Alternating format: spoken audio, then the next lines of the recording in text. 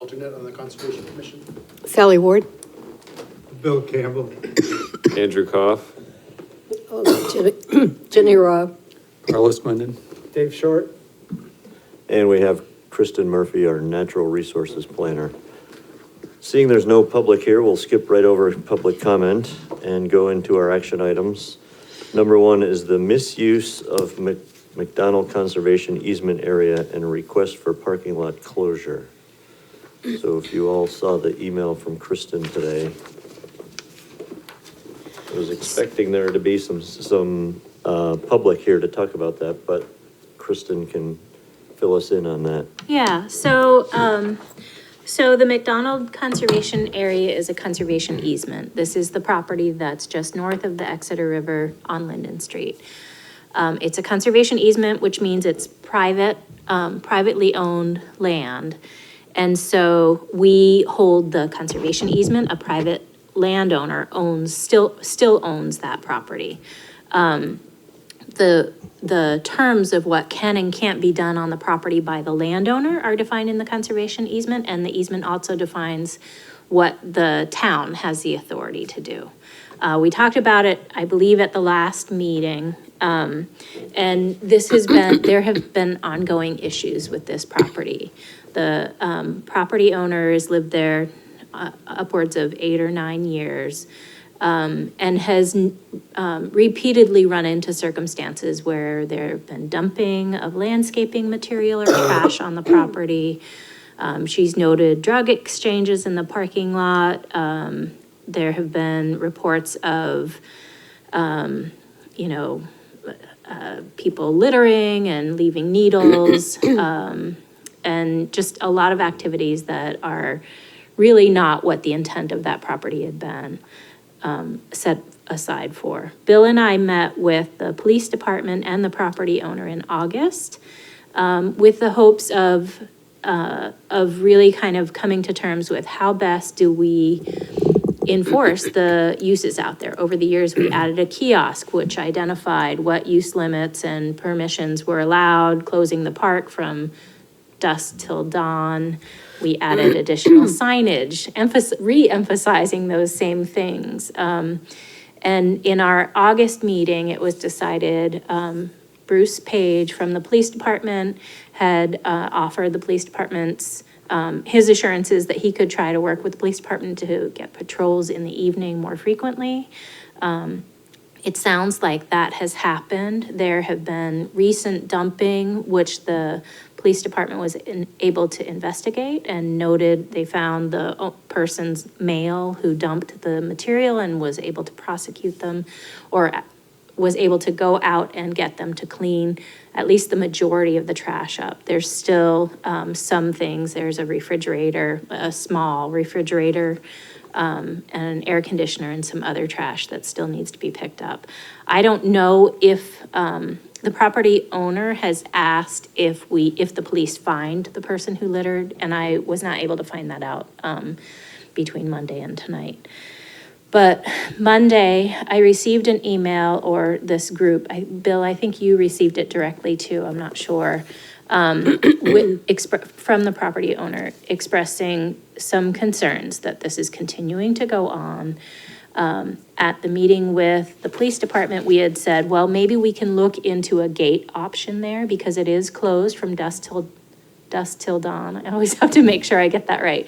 The park is supposed to be closed, parking lot is supposed to be closed from dusk till dawn, but enforcing that is challenging. And so we did talk about a gate out there, but there's the challenge of how do we get the gate locked and unlocked so that the people who the property is supposed to support, like fishing or use, can't get to the property when it's supposed to be open. So we kind of were at a standstill. The cost for an automatic locking and unlocking gate was unbelievable. And so Public Works had suggested, why don't we just consolidate the signage and bring it closer to Linden Street so there's no excuse that they didn't see the sign. And that's kind of where we were at. I was coordinating with Jay Perkins of Public Works to go out there and figure out, alignment and timing and all of that. In the meantime, we received an email from the property owner with concerns that it's not curtailing the misuse. She's tired of the fight, and she wants to request that the property be closed until a gate option is sorted out. I reviewed the easement.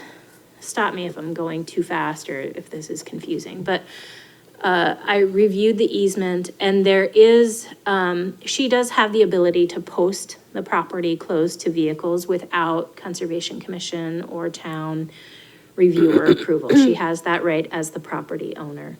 The easement does also talk about the ability for liability reasons, basically, for the town and the property owner to work together to come to a solution to temporary limit access.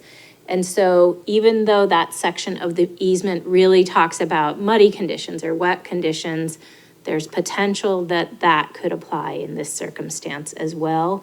I think that should this use continue, it does have the ability to impair the conservation values. You're seeing trash out there, you're seeing needles, you're seeing camping and fires and any number of activity going on. So I think legally there is an ability to close the property if both parties agree. The way that would have to happen is the Conservation Commission would make a recommendation to the select board, and then ultimately it would be the select board and the property owner who would make that conclusion. I did speak with Jay Perkins, and he said that we could close it pretty quickly if need be, just by dropping two Jersey barriers in front. It's not the most ideal option. His suggestion was those Jersey barriers need to be at the front and can't be set back because there's concerns, it's kind of a blind corner. And we're worried that if people aren't aware that there's a barrier there and they come around the corner to pull into the parking lot, they could hit the barriers. So he suggested reflective tape on them and bring them closer to Linden Street. So it really wouldn't enable someone who's fishing to just pull in right there and, go and fish with that solution. So I guess we're just here to talk about what the commission feels about this. I do suggest that maybe we consider, at a minimum, a letter to the editor or an article in the paper about the concerns that we're having out there. Whether you choose to recommend closure or not, I think that should be public information, and I think that the public should be put on notice that this kind of use can't continue. The property owner is not necessarily eager to have this splashed all over the paper, rightly so. It's a contentious issue, but I think that's really the only responsible thing that we can do. But anyway, so that's the backstory. And just to be clear, this is the parking lot as you drive up Linden Street, past the mobile home park on the other side, just before you go over the bridge. Right, Okay. correct. Yep. Right across the street from Exeter River Landing. Yep. Todd, I have a couple questions. Sure. Where does her ownership stop? When Like, you what talk is her about property? White's Meadow, when you talk about White's is- Meadow, does that go into that? No, her property though goes up to that, basically Okay. where it stops being a wooded section and becomes the open fields. That's roughly her property line. So her property line goes all the way back to Riverbend Development that's there. Okay, would that be access closed off? Or are you just No. closing the parking lot? Just, what we're talking about tonight is just the Linden Street parking lot. So it seems to me that closing the parking lot wouldn't be a real solution, because people can still go there without parking a car, right? So really, is the issue that cars are parked there and what that brings, or that people are going there and using it for inappropriate reasons? I think it's both. I don't know. I think the parking lot closure is one step closer to having a handle on the activities that are out there from that dusk to dawn period. Or I guess if it's closed all the time You throughout. could, you could park alongside the road or something, or you could come in from Perry property, but people aren't gonna do that to walk all the way from Linden's, Court. Court Street all the way in, I don't think, to do illicit things.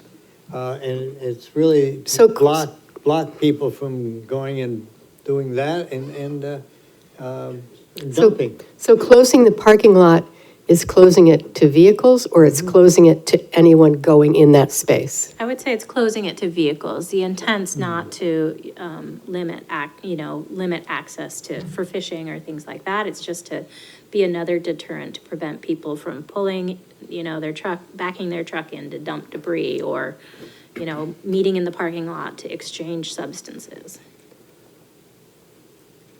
Yeah, somebody in Exeter River Landing could walk over and fish without any trouble, that sort of. Or even up the street, a couple of houses up. You did mention parking along Linden Street. Jay and I looked at that, and it really is not, It's not a good it's corner. not a wide shoulder at No. all. It's a tough And spot, it so, actually, it's in front of. Particularly since the bridge is right there. right. Yeah, it is a place where you can put in canoe, kayak, on the river as well. Right now, there's logs that you don't go very far, but, I've used it for that. Yep. And that would be limited. Right. Kristen really has done most of the talking, but, working with this owner over the last years, but back several years ago, we had some incidents too, that I was involved going out there, mostly after the fact. So unfortunately, I think it's a great place, and there are a lot of people that use it that like it, but I think that this is a solution. It would be to put the barriers up and maybe just see what happens. I don't know whether it would help or hurt to put an article in and put a picture of the barriers there or not. What about, has anybody suggested any kind of video surveillance? Yeah, that's what I was. So we did talk about that when we met with Bruce Page. And I believe there's a sign there. But actually having, Yeah. Even like a wildlife camera that is motion Diane sensed. the property owner did purchase a wildlife camera that she then was hesitant to put out for fear that it would be stolen. We do have one. Which, and then, I guess the other thing is too, now you say the police have been patrolling it and all that sort of Yep. thing. Do they actually have any enforcement powers that they can use, or have they actually cited anybody that's been in there after hours or anything like that? I think, I don't know, I'm not talking to the police department, but from Diane's description, it sounds like they've scooted people out when they've found Well, them. doing more than scooting them. Yeah, I don't know. Well- Because once you get the signage squared away, and it's clearly marked that the parking lot is closed dusk to dawn, it seems to me that would give them the standing to actually start citing people.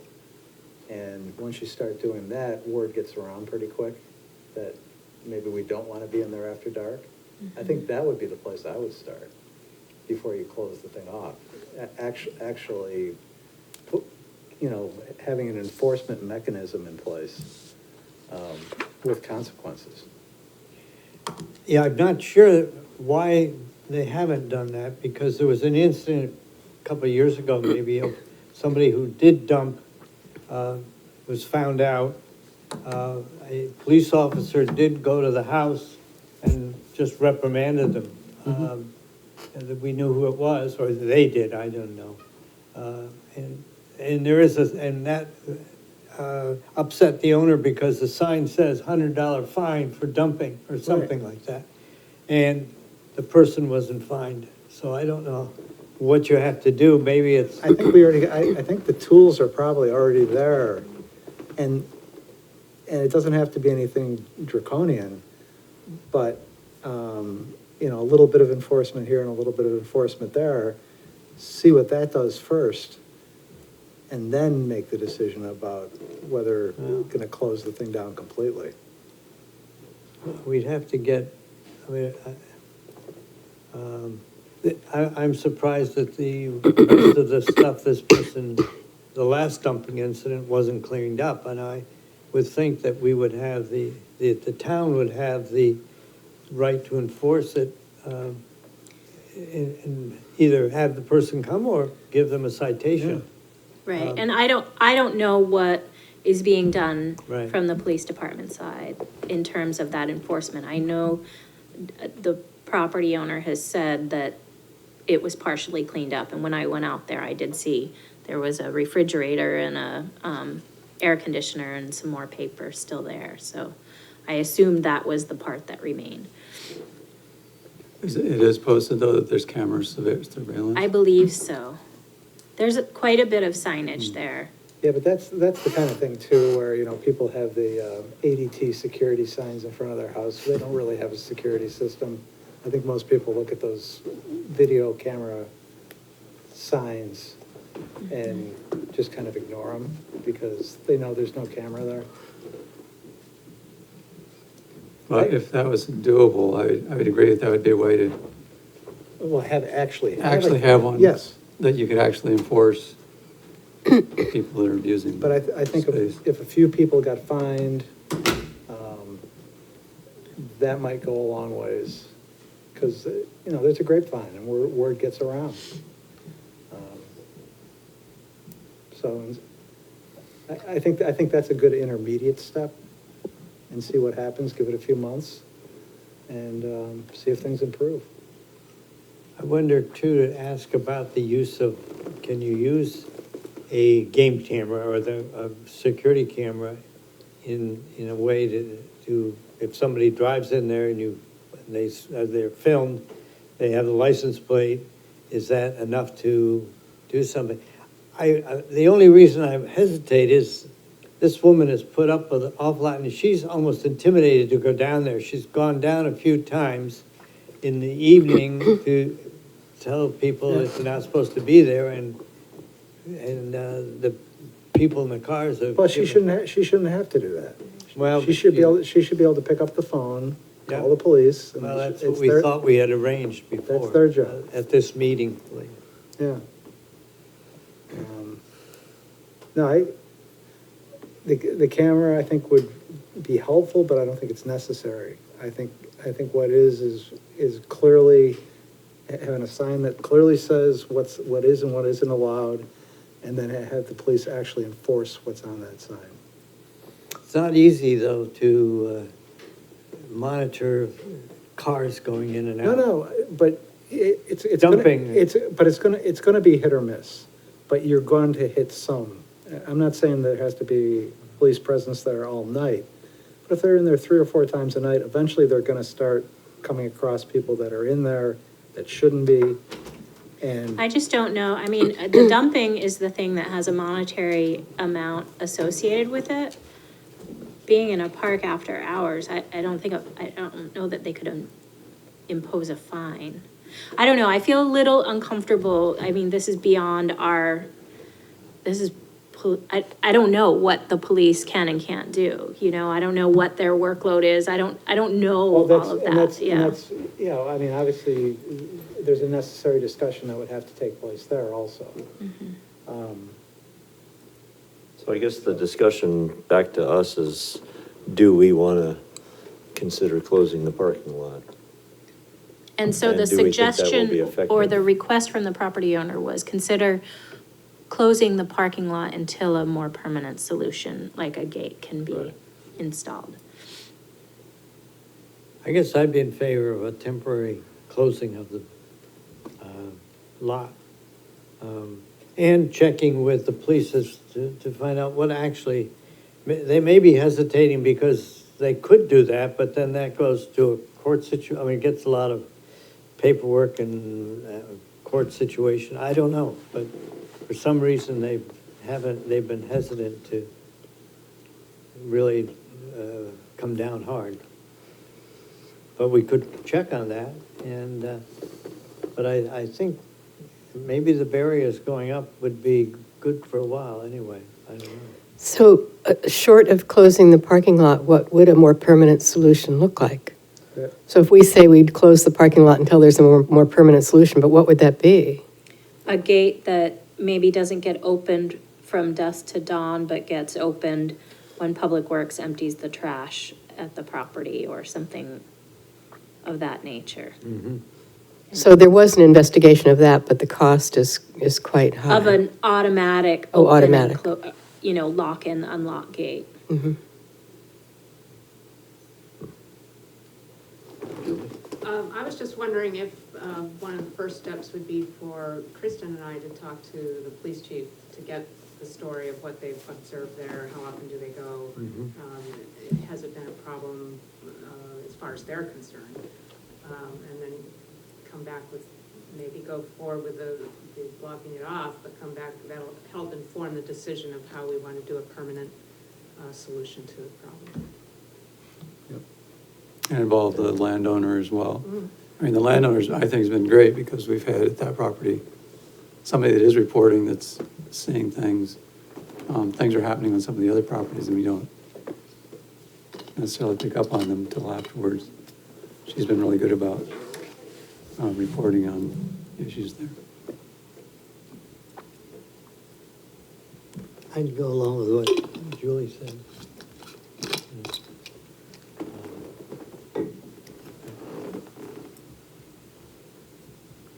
Anybody else have anything? Does anyone want to make a motion with this, require a motion? So it would be to make a recommendation to the Make a select board. recommendation. Okay. Does anyone? So want- make a, okay. If you're talking about a barrier, it would be a recommendation to the select board. If it's just talking, I mean, that's not necessary if it's just talking. Yeah, I would want the police input. In some ways, the barrier actually could make it harder for the police to monitor it, because now they can't pull in there either. And so it actually changes the nature of the space to have the barrier there. There are certain things that could go on that actually might be more difficult to detect. Whereas a police officer could just pull right in. Well, it seems to me like the steps should be not barrier and then discussion. It should be discussion and then barrier if it appears. If the from police are if in it appear- favor of that Yes. and we're comfortable with it and the select board. Yeah. I think have the discussion. Yeah, because I don't think the barrier is gonna solve every problem, so you have to figure out which is the biggest problem. Like, the quote, camping, I assume that's like teenagers partying or something, and a barrier is not necessarily gonna stop that. A barrier is likely gonna stop someone dumping their air conditioner out there. No, Or is actually, there an additional sign that we could put out there? Like a temporary sign saying something about this, the nature of this? A threat or a warning? We got a few signs out there. I know, there's a lot of signs out there. Well, I think actually- that comes back to Yeah. having your discussion with the police first. Yeah. Find out exactly what they're, what the scope of what they can do is, you know. I'd go with that, and then see what they even recommend. Yes, Bring it back. Okay, so that wouldn't necessarily require a motion if no. Julie and Kristen Consensus. wanna do I that. think. I think it would be important to be clear to the property owner that this is a short-term thing, because I don't think we don't want the property owner to feel unsafe. So if the property owner understands that this is what we're going to do on a short-term basis, but what is that short term? You know, we're not going to let this linger. And we can revisit it in November. Yeah. Everyone good with that? Yeah.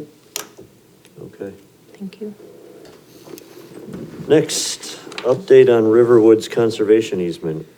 Was that, So, basically just an update. So Carlos, Bill, and I met on, a couple weeks ago and went through the draft conservation easement, made some suggested changes, sent those to Riverwoods, and at this point, they're reviewing those changes.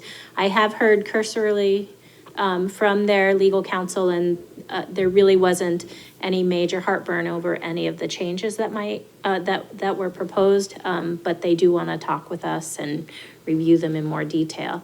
The other thing that they brought up, one of the changes that we proposed was to require a forest management plan be reviewed and approved by the Conservation Commission. Some of our easements have that and some of them don't. And so they have a forestry committee, so their lawyer said maybe it would be a good idea for the subcommittee to get together with that committee as well and discuss that, just to get us all talking about what that looks like. So I guess, long story short, to be continued, hopefully we'll have come back in November with a document that both Riverwoods is supported, the subcommittee supports, for your recommendation and vote. Okay, thank you. Were there major changes to it? Because it seems like we should we should make sure we're on board with the changes that were made, because there was things about cell towers and. I think that's what they met about, right? Yeah. Right, but I didn't know what the outcome of that. So at this stage, the draft includes provisions to not permit that kind of development within the conservation easement. And I didn't bring a copy of what we turned in tonight. But, I guess it seemed silly to bring it back to the commission if we're not even sure that Riverwoods was on board with it. So. But that was the biggest change, was pulling that wording out. Okay, good. And I think if anybody was interested in seeing a copy of that, we could provide a copy so you have it for reference. Okay, next, upcoming workshops. DES is holding training on the new wetland rules. There's 2 trainings. One is in 2 days in Pease and a second one in Concord next week. I don't know who has the ability to do that, but Kristen, I didn't go to the website to look at the details of these. Did you? So, Look at any more of the details of what specific, the rules were amended this year or last year? Lost track of time now. But the wetland rules were amended recently, and this is gonna be training on what all those changes mean. right, and I think, so the new rules become effective in December at some point. I don't have the date on the top of my head. But the two, it's a little confusing to me because the two trainings are different. One of them on the 10th is focused on coastal projects and coastal permitting, and then the one on the 16th says that it's project specific. So how to review and approve and what thresholds apply to, residential development or, X, Y, and Z type of project, not specific to coastal. So it almost seems like both would be important to attend. Right. And these are co-sponsored, I believe, by New Hampshire Association of Conservation Commissions. So if anyone has the ability to go to those, they're during normal work hours on regular work days, so that might be tough for some of us. But just And wanted- the agenda that I sent out, you can click on, that's hyperlinked, so you can click on it and get to their, the website with the training details, training workshop details. I'd like to go to at least some of the Concord one. I could report back on that. Great. Okay, next, committee reports, property management. And we have an update on the easement. Again, kind of a to be continued. So Okay. the next step in the process was to reissue a letter with a shorter time, response timeframe, and so that's kind of where we are in that timeline. I've not sent the letter in. Dave suggested we get legal counsel review it before it gets sent off, so I don't have a draft. I need to get that done tomorrow and get it sent out. I did go out and look, and it does not look like there's been any change out there. And what is the deadline, so to speak, that would be in the letter? I believe it was 15 days was recommended. From receipt of the letter? Yeah. Thank you. Okay. An invasives update? Coming from Carlos? So we have a map. Still growing. We have a map in the works. I didn't know until arriving, but by the look from Kristen, I think the map is not here to Okay. use with the report. But basically, the map, I've continued working after what we've done with work days. And I pretty much pulled everything north of the gas line on the logging trails, all the way back close to the first landing. And I've mapped it, so I've been putting it in, so I've actually been recording what I pulled, where I pulled it. So it's kind of neat because you can pop that up now on a map and it shows what's been pulled and where it's been pulled. And then I did just lines around where there's the much higher density of invasives, and also where I have flagged but not pulled. Or a good part of that's on the south side of the gas line. Part of which was harvested and has heavy infestation. And then the other part where we worked, north of the gas line, just in the corner towards the trellis entrance, that I've continued to work in, but that's heavily infested. And it's mainly 3 species, so mostly Oriental bittersweet, burning bush, and glossy buckthorn. And all of what I was doing away from, so landing 2 and most of landing 1, what's further towards the interior, I've pulled that. And I've hung it up to dry, and I've gone back and I left the flagging on them, and 100% of them are dead, dried, died that way. Mhm. So that seems to be a fairly effective way, at least where it's not as dense.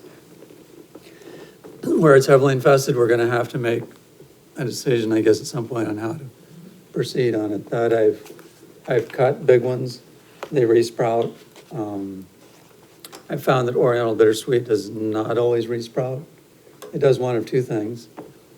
It either resprouts like crazy, and so then it's coming up from the roots and climbing on anything around, or it dies back totally. And so I've had some of both. Euonymus, or the burning bush, will resprout, but you set back flowering and seed set for a couple of years.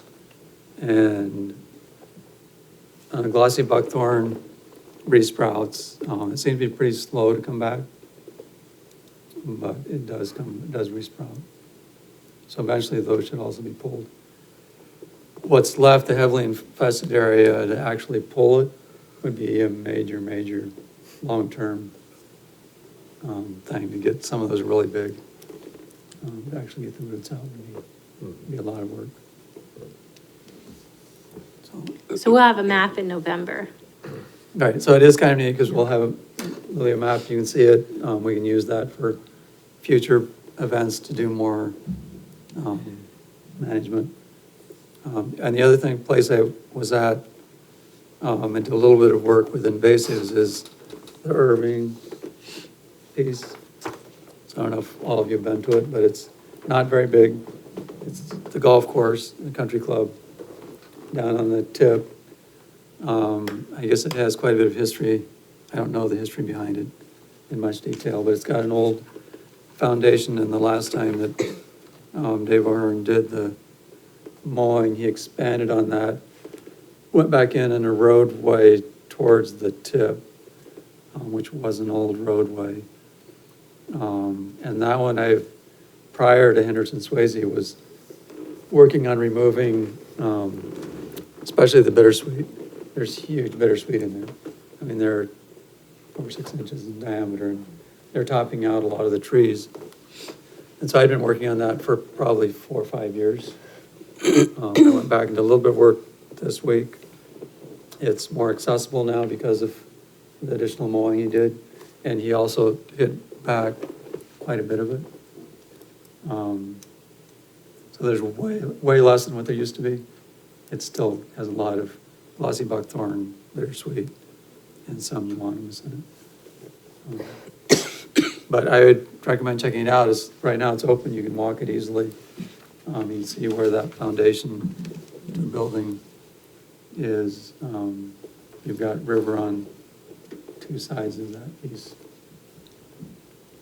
I think when David posted on his work site Facebook page, there were people who chimed in saying, oh, you know, when I was a kid, I played out there, or I remember the house that were maybe it was a camp or something like that was out there, hunting camp or something. So it's kind of neat. I would love to understand more about the history there. Yeah. When we acquired that property, we had a wood sign made, which has seen its better days. at this Yeah, it point. needs to be. I don't know what it would cost to replace that. Yeah. Fairly expensive now to do that kind of work, but it would be nice to have new signage out there. Maybe in our next year's budget, we can look at doing something, if not replacing with a wood sign like there, but even a kind of signs we use. Maybe I could get our volunteer to make something, and it would be very appropriate. But it would be nice to have a sign there. I like that idea. All right, thank you, Carlos. Trails. Any update on the Eagle project, Dave? He did a little more work in there. It's not done yet, but, Okay. Will it be done this season? great question. Maybe. Hoping. I've got another text into him. Kristen's been emailing him. So, It sounded like he was ready to come and talk to the commission, so we were kind of hoping he'd be here, Yeah. so But- it's a little bit of a black hole, but it will be done. The biggest thing that has to be done is, well, one, finish cleaning up the wood chips laying in the parking lot or in the skate park, but then the bench going in. So there's nothing there that's, except for the wood chips, that's detracting from anything. The trail's still perfectly usable, slightly better now because of the bridging and no brush being cut back. So the progress that has been made so far is a positive direction. Okay, We just need a little more of it, all right, good, so. thank you. Trail signage and blazing update. Kristen? Sure, so Bill and, so we finished, I think at the last meeting I had blazed the blue and the green loops on Henderson Swayze. I finished the yellow loop. Bill and I went out and, got most of the junction markers put in, and we have plans to go out later this week on Friday, to finish putting the interior signs in, and I think 3 more junction markers, or 2 more junction markers. Yeah. So we're getting Get a there. lot of rain Friday, Oh, aren't we? I don't know. Yeah, I know, that's. 3 Oh. inches or something by Oh, is Saturday. that what it is? I And heard maybe we rain, won't be but doing that. I haven't gotten by tomorrow. We did, however, we tried to there's several places where we're getting trail confusion, I would say.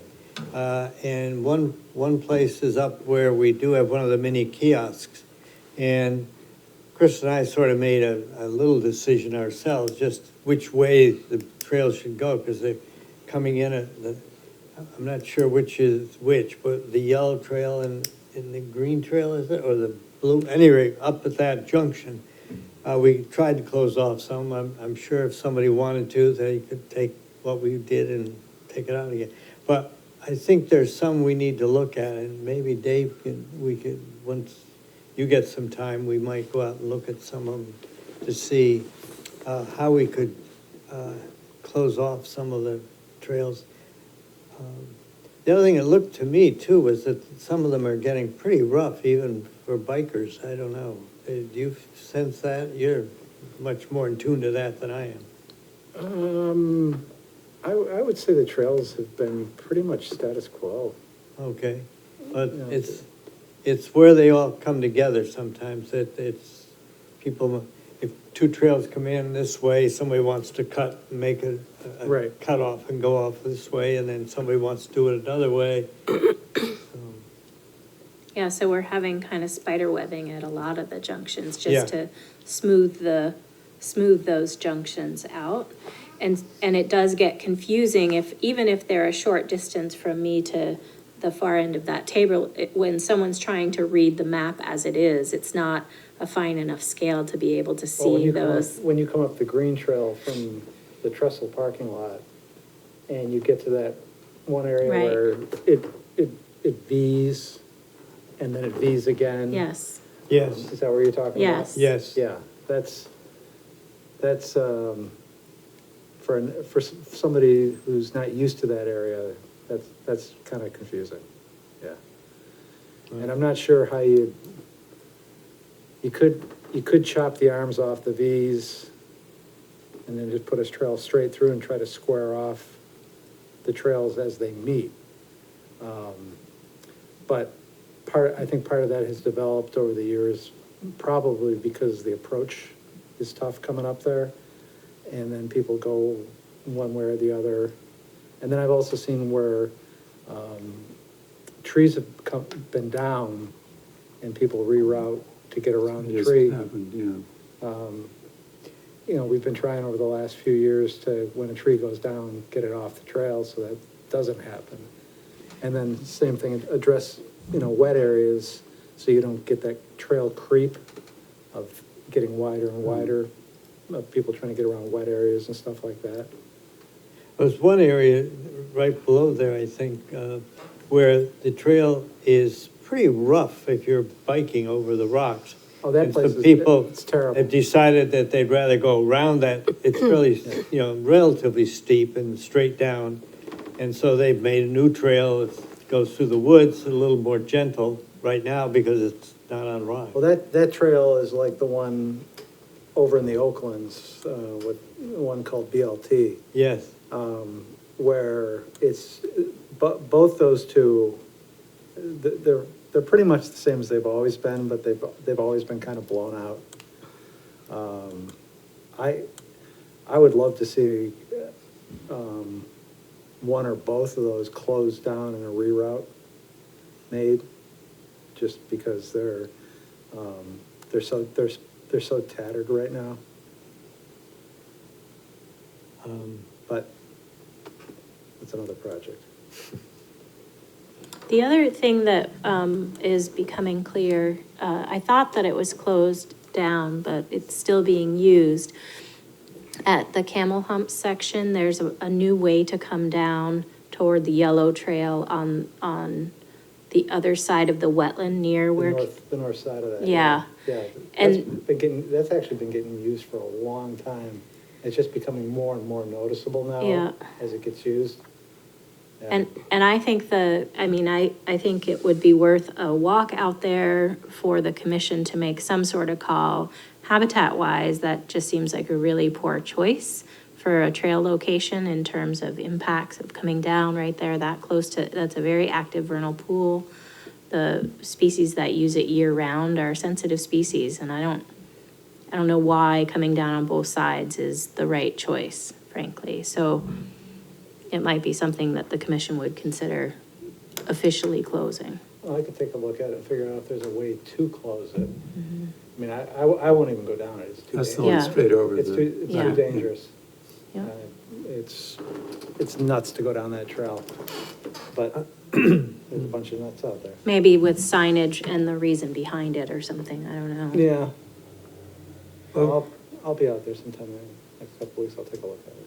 I know at one point, I think Toby or whoever runs I forget what the Facebook group is, Fort Rock Riders, I Yeah. think, had put the word out on that at one point, I thought. On that one? I thought so. Okay.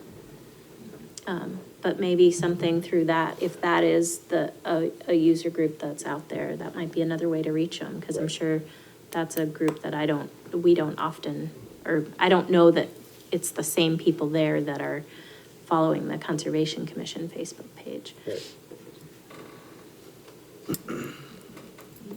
All right, let's move on to outreach. Upcoming, we have the Skywatch on the 18th. Actually, on the 25th. Oh, Yeah. Those dates are reversed. And actually, the 18th is out of play. They can't do it on the 18th. There is no cloud date, unfortunately. okay, So it is going to be on the 25th. okay. And do you want me to just give an update? Sure. So we have a little subgroup that talks about events of the stewardship, and we had several things planned for the fall. But then the work began, and once we saw the structures that Eversource had put down, we decided not to go forward with two of them, which is the story walk and the scavenger hunt. We are going forward with the Skywatch and a solstice event, which we haven't worked out the details yet. And the issue is that we did have the brush cleared from the path to the stone wall. So there is an area where people can walk from the parking lot up to the barn. It's rough. And so we didn't think that would be appropriate for people to park there and walk up with children and anyone who might have trouble walking over rough terrains. That's why we postponed or canceled the two events. But the Skywatch is going to involve both a presentation prior to the observations and then the observations. And Kristen has worked out with Parks and Recreation to have a shuttle running from, and you're authorized to drive that, is that correct? Yeah, they said they'd get me trained up, so. So people who are attending that will park at Public Works, and then will be a shuttle up to the barn. There's some details we still have to work out, like originally we were thinking the observation, the telescope would be set up at the parking lot, but it might now be set up at the barn. So we have to work out those details. And of course, all of this assumes that it's a clear night and there will be something to observe. So we'll wait and see on that.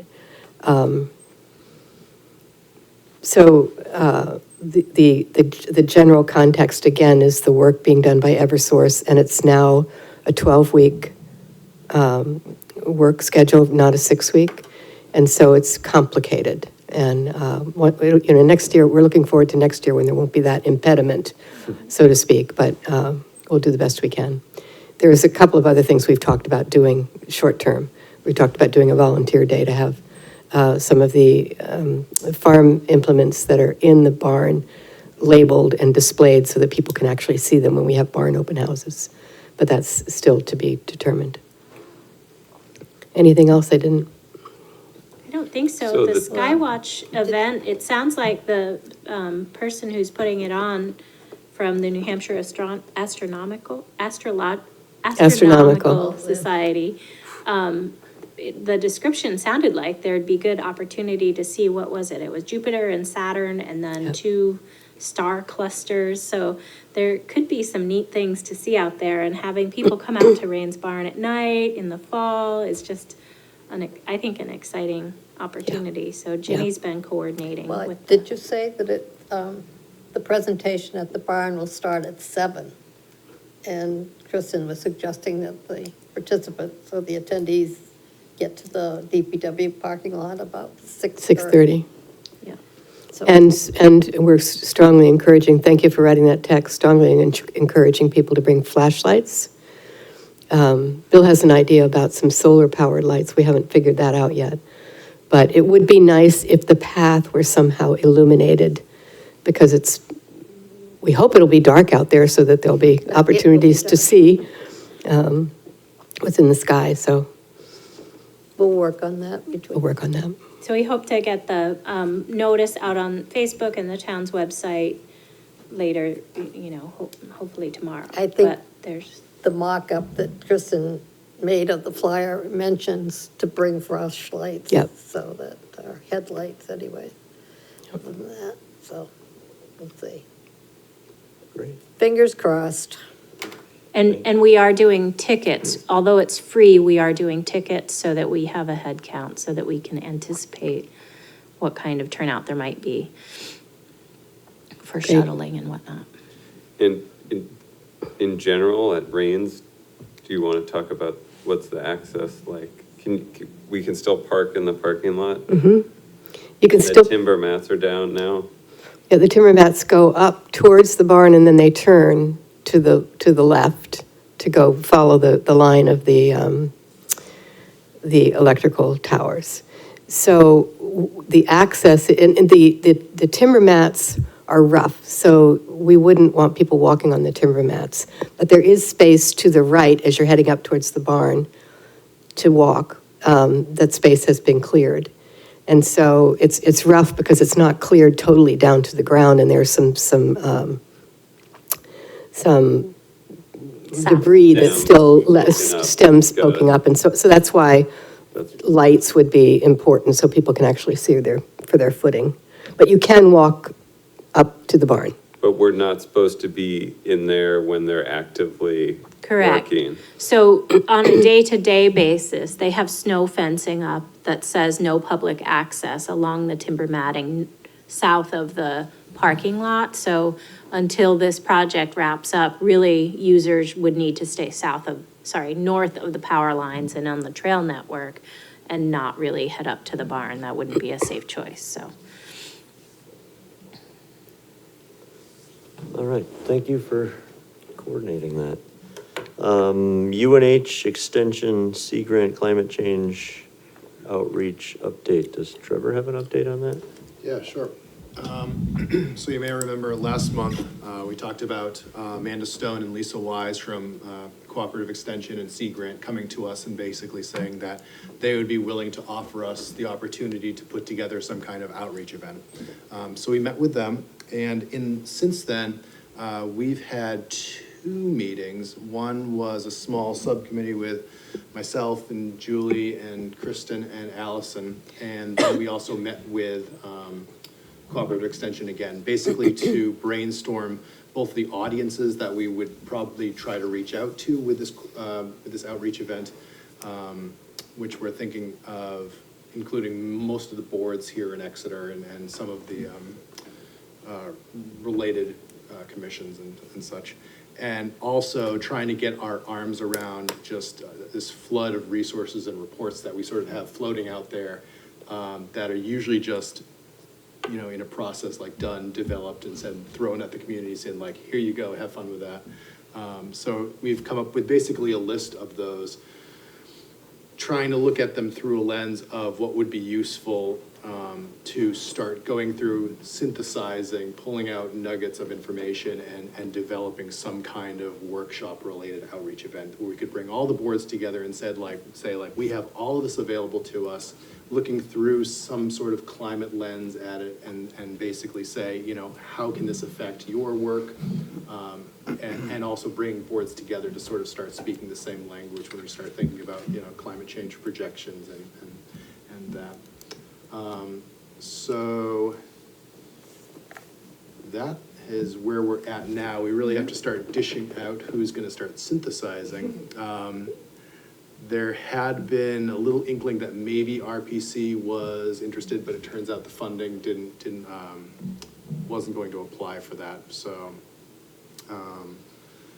we will keep plugging away at that. The event itself, we're sort of shooting for like next year, spring. And anything big that I'm missing here?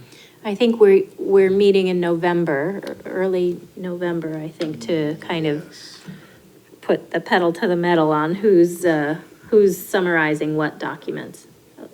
The 3rd week in November, actually. Oh, okay. And maybe do some drafting and attempts before then. But it's going along quite well. Okay, thank you.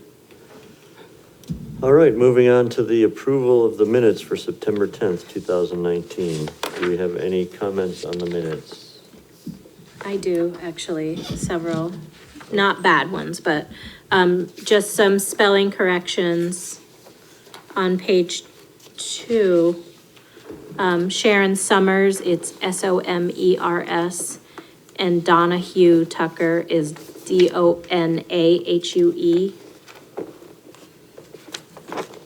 And then at the bottom of the page, the last sentence, it says, the town planner said that Riverwoods has done their due diligence and the conservation restriction would satisfy the planning board. What was actually said was the town planner said that Riverwoods has done their due diligence, and if they can't find an easement holder, the conservation restriction would satisfy the planning board. Just, I don't want it to be misconstrued that. Am I the only one with edits? Yeah. I had one. Okay, go ahead. At the bottom, speaking of cooperative extension, at the bottom of page 4, when it's talking about the extension C grant, the name is Amanda Stone. Oh, yeah. And they're part of UNH Cooperative Extension and New Hampshire Sea Grant, so it's just the two organizations they're belong to. And before that, the page prior to, the second sentence, two-party easements tend to be more restrictive than a deed restriction. It should read, two-party easements tend to be more protective than a deed restriction.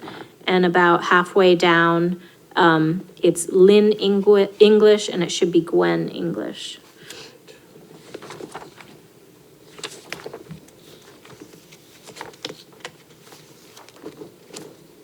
All right. If there are no more edits, I'll accept the motion.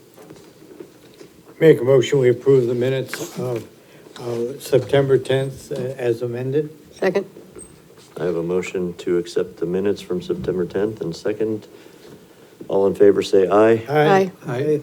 I need to abstain. And we have one abstention. Were there any nays? Okay. Motion passes. Was that Ginny or who? Ginny, Okay. sorry.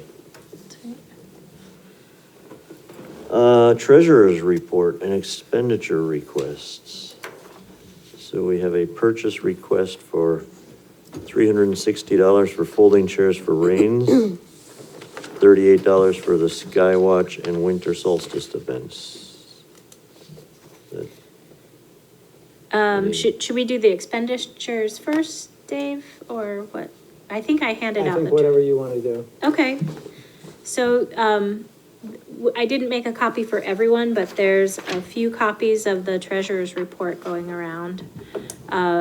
As you can see, there's some quite a bit of funds that remain, and so the goal with these expenditure requests are to really tie up the rest of the funds so that it's obligated and we don't have to wait until November for approval. So, I would say all of the items that are listed, the last item in that line should be, I think everything should be up to whatever dollar amount, and the last item, the remainder should go toward. So for example, $360, it should be up to $360 for folding chairs at Rains, with the remainder for Skywatch and Winter Solstice, just in case the dollar amounts change a little bit.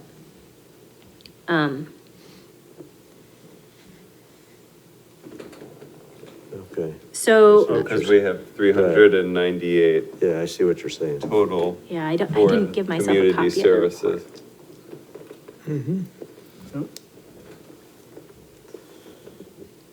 So we looked at folding chairs for Rains, the subcommittee that Sally mentioned earlier. We got together and talked about our tables really more the priority, or our folding chairs, and not all of the events require tables. We do have tables out there, so we thought, let's just buy some decent folding chairs and then we can make do with the rest, and maybe next year make another purchase. Folding chairs are a lot more expensive than I ever imagined, but so Greg Bisson, Parks and Rec, just made a purchase of folding chairs. I think it was actually from Walmart, and so that $360 buys us 12 folding chairs. So we're maxed out at 50 participants in the barn until we make future improvements, so, I mean, that'll get us a fair amount of distance toward where we want to be. And there's some chairs out there, they aren't in the greatest shape, so the goal is to chip away at improving the furniture that's out there. Right. Okay, Sounds good. And then the 38, we just had in mind that we'll probably have refreshments for those two sure. events. And So I'll entertain a motion for 6A. So I moved that we authorize the expenditure of up to $360 for folding chairs at Rains and the remainder of the amount for Skywatch and Winter Solace. Under the community services budget item. Okay? I'll second that. I have a motion and a second. All in favor, say aye. Aye. Aye. Sounds like everybody passes.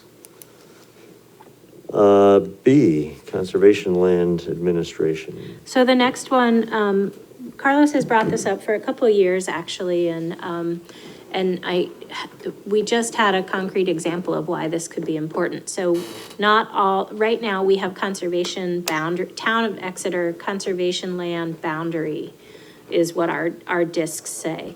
It really it doesn't really apply, or it feels a little awkward putting that around a conservation easement that's privately owned. And so the suggestion was to have a separate disc for conservation easements.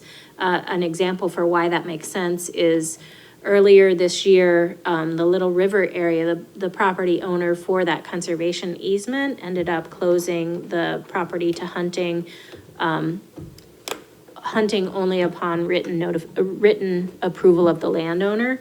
And the abutter had no idea that there was an easement there. They thought it was town-owned land and was really surprised that some private name was there. So that would be a good reason why having a boundary disc specific for easements would make sense. I was trying to get some cheaper versions, and I was able to find Voss Signs has a slightly cheaper boundary disc, but it's a triangle instead of a circle. I don't know that it really matters. So again, these items ideally would be up to $300 and then the remainder to trail supplies. And so that would be the lumber, the reimbursement for the hardware, for the nuts and bolts for the signs. And I think that's it, mostly lumber for the trail supplies. I'll move that we authorize up to $300 for easement boundary markers and up to $119 for trail supplies. A second. All right, we have a motion and a second. All in favor? Aye. Passes. And C, from Education and Training. So we have $170 available. Carlos has said he's interested in attending the New Hampshire Association of Conservation Commissions workshop. So there's still funds available for two other people, up 2 to 3, depending on if we pull a little bit from, say, our legal notices line item that I don't think will expend. So now's really the time we need to know, is it likely that someone else will be attending the NHACC meeting or another event? And the reason it's important is this year we requested an increase in our training and education budget. And so going into the budget committee hearings or the budget committee workshops, not expending the current year's allocation and asking more is it's kind of a tough sell. So I hope that we'll expend that, but will we? Do you have the date of the training? Yes, it's November 3rd. November It's Saturday. 2nd. Oh, sorry, 2nd. Yeah. It's a Saturday.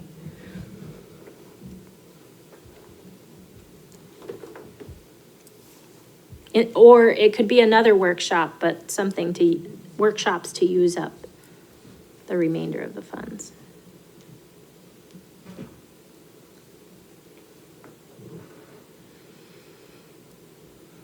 I would go if I were going to be in town, but I'm going to be away then. if that plan changes, I would go. What, do you know, happen to know the deadline for registering? So, not off the top of my head. Okay, No. I did check it out, I just don't I remember what think it it was. goes up, like, there's an early registration of 60, and I think it goes up to 70 after a certain date. I don't know what that is.